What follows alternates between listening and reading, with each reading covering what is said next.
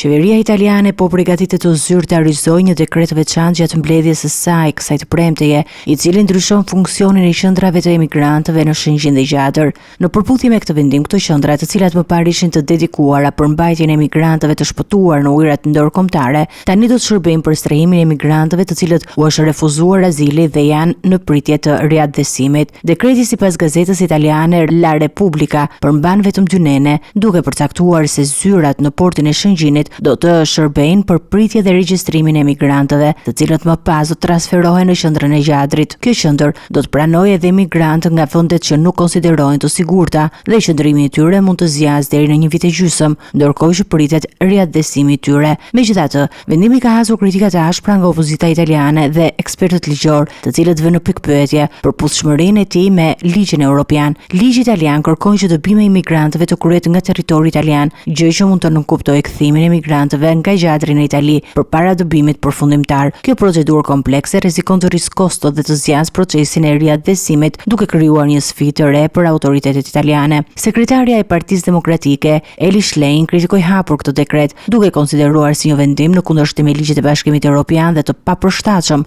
për menaxhimin efektiv të emigracionit. Ajo gjithashtu theksoi se një ndryshim në marrëveshjen ekzistuese Rama-Meloni është i nevojshëm për të garantuar një zgjidhje të qëndrueshme dhe të lishme për këtë çështje komplekse.